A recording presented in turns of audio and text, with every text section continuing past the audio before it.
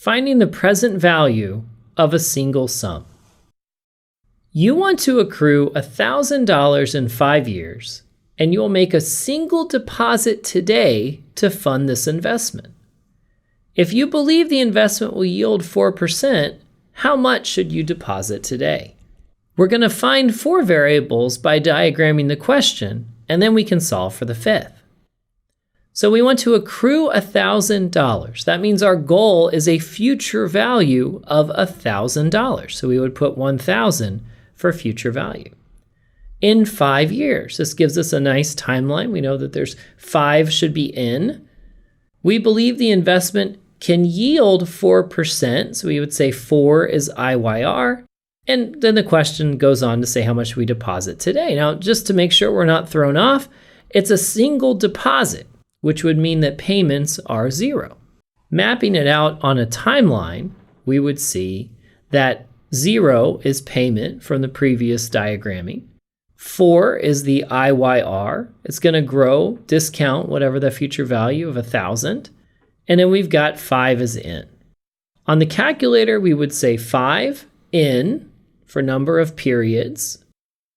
We would then say 4 is our interest rate per year, assuming we're using 1 interest rate per year here.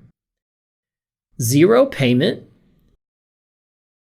and 1,000 FV.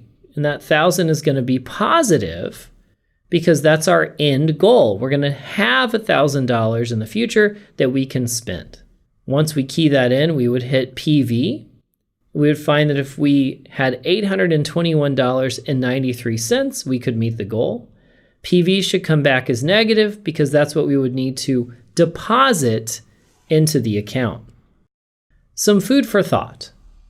How could we reduce the amount of present value needed?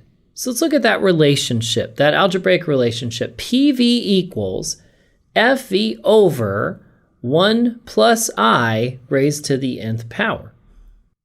So when we look at that formula, we can say, all right, if we want to reduce the present value needed, in other words, deposit a little less today, what are a few things we could do? Number 1, we could lower the goal. If we drop FV, you're going to see PV drop as well. So that's the first thing we could do. Instead of needing 1,000, maybe we only needed 900. Now, the second thing we can do is we look in the denominator, right? 1 plus I raised to the n. So we know if we increase the denominator, it's going to lower PV. So anything I can do to make that denominator higher, PV is going to drop.